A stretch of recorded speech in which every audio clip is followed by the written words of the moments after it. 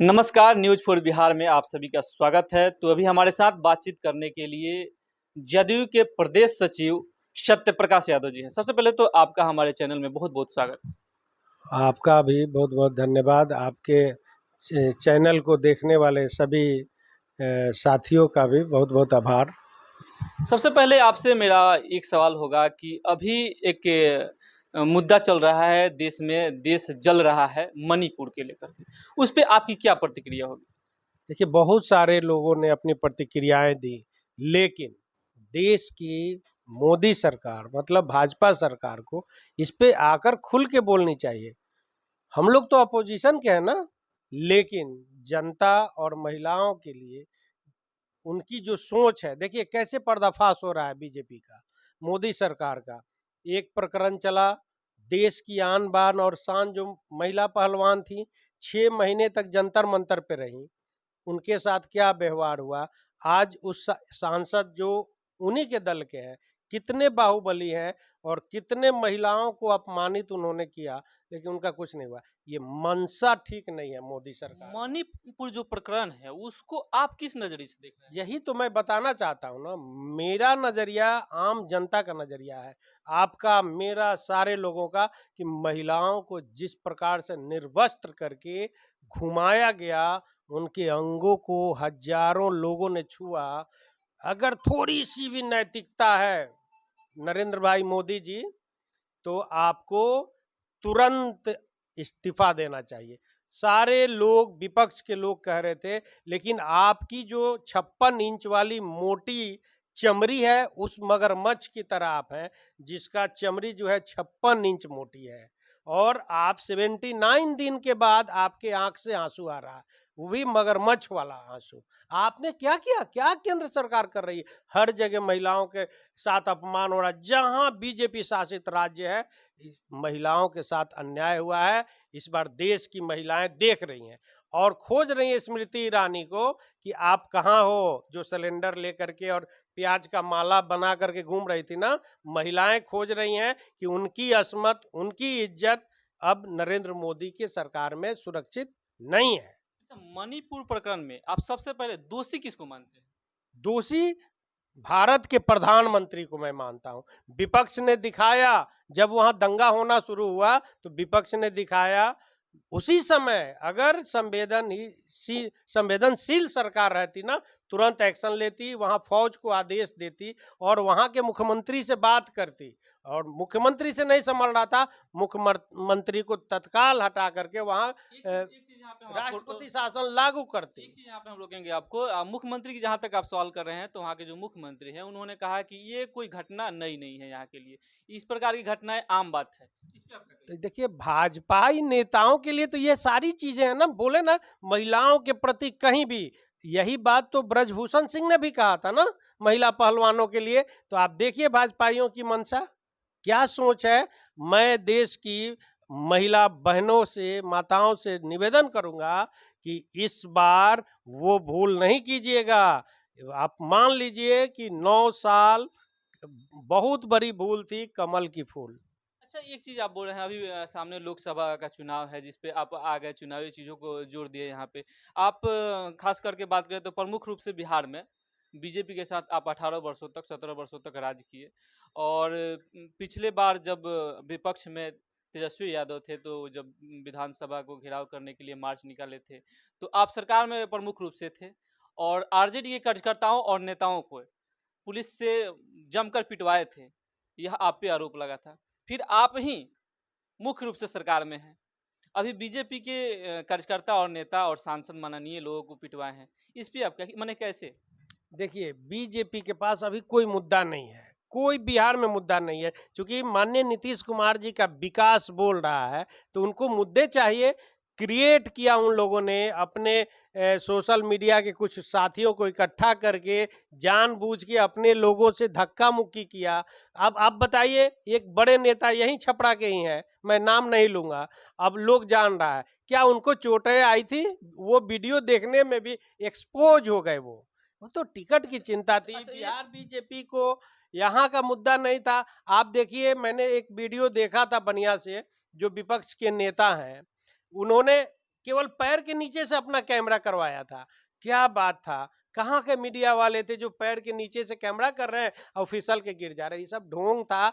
और जिन लोगों ने अपने टिकट के लिए स्वांग रचा ना, उन लोगों पर भी बीजेपी, जो देश के स्तर पे दो बैठे हुए हैं ना, चाणक्य और वो सब लोग देख रहे हैं। जिनका कटना होगा टिकट वो कट जाए, सरकार को वो लोग बदनाम करें लाठीचार्ज के मुद्दे पे। फैक्ट ये है कि बिहार में कानून का राज है और कानून तोड़ने वाले को कभी भी माननीय नीतीश कुमार जी ने बर्दाश्त नहीं किया है।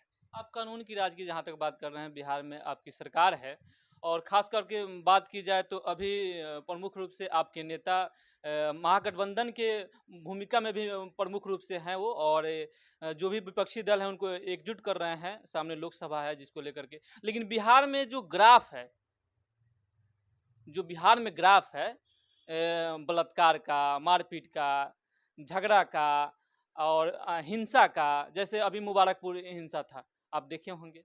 तो इस प्रकार की हिंसाएं जो है बढ़ रही है बिहार में, आखिर क्यों? आप एक बात जान लीजिए कि अपराधी अपराध तो कर ही देता है ना, कार्रवाई कितनी तेजी से हुई ये देखने वाली चीज होती है। अगर कार्रवाई नहीं हो और अपराधी खुला घूम रहा हो तब वहाँ की सरकार दोषी होती है।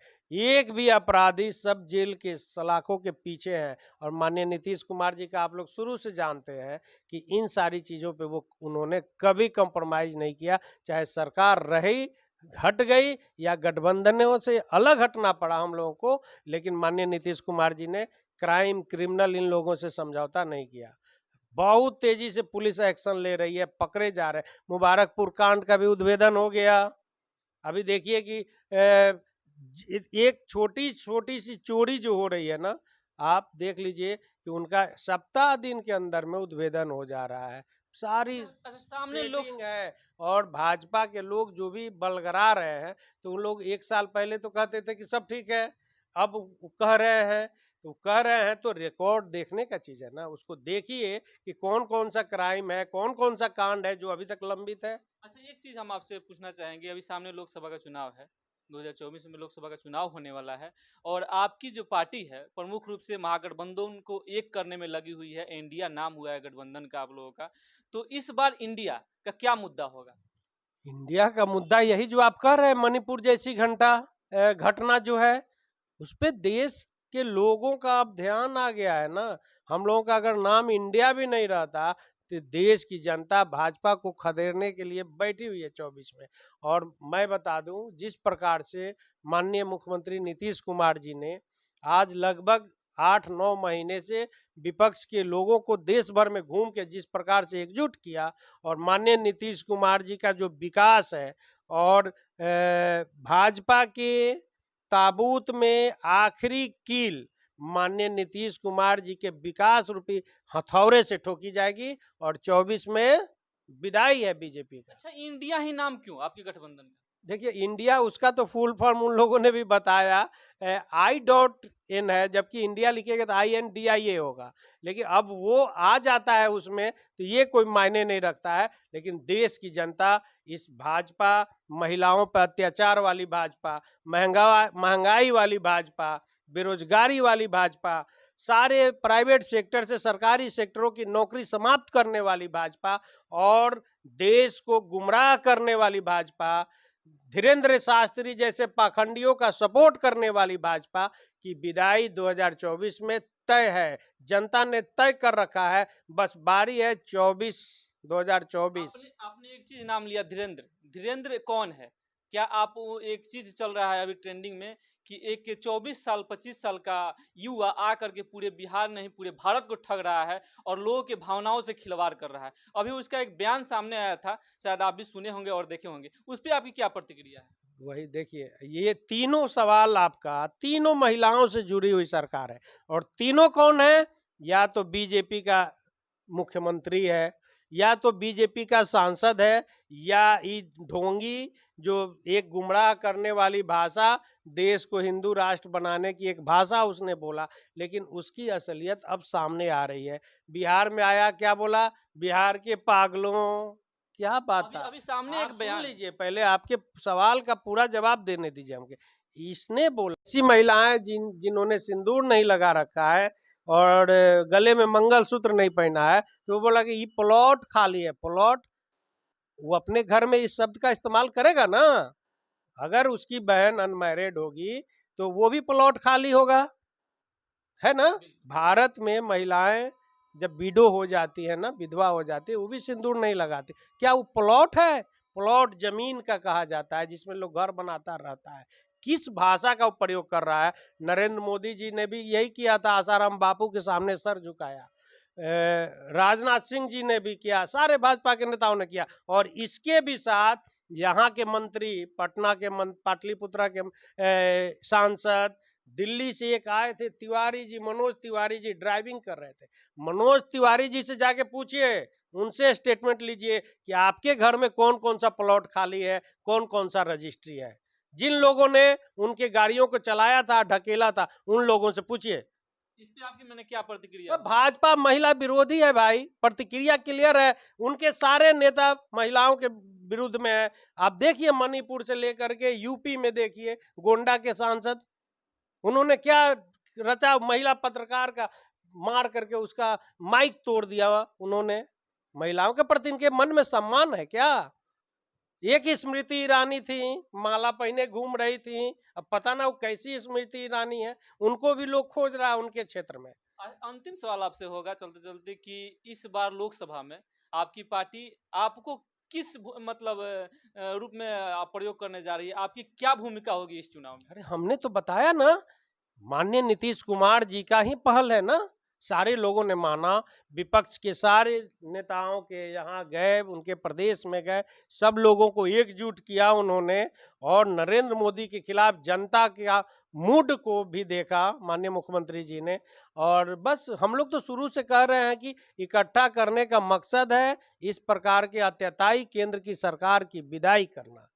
और चूंकि वोटों का ध्रुवीकरण ना हो, बंटे नहीं वोट, और जितने विपक्ष के लोग हों, एक टारगेट, एक निशान, भाजपा का विदाई, बस। बहुत बहुत धन्यवाद। तो अभी आपने सुना और देखा कि हमारे साथ जदयू के प्रदेश सचिव सत्य प्रकाश यादव जी थे, जो कि बेबाकी से अपने बातों को रख रहे थे। अभी हाल ही में आप देख रहे हैं कि चल रहा है मणिपुर घटना, धीरेन्द्र कृष्ण शास्त्री का एक बयान है जिसको लेकर के काफ़ी युवा जो है, युवा वर्ग है खास करके, वह आक्रोशित है और उससे बहुत आहत भी है महिलाएं। तो जिसको लेकर अपने पक्ष को इन्होंने बेबाकी से रखा। तो आप देख रहे थे न्यूज़ फॉर बिहार में धर्मेंद्र कुमार। अगर अभी तक आप हमारे चैनल को सब्सक्राइब नहीं किए हैं तो सब्सक्राइब कर लीजिए। अगर यह वीडियो फेसबुक पे देख रहे हैं तो हमारे पेज को फॉलो कीजिए, लाइक कीजिए। बहुत बहुत धन्यवाद।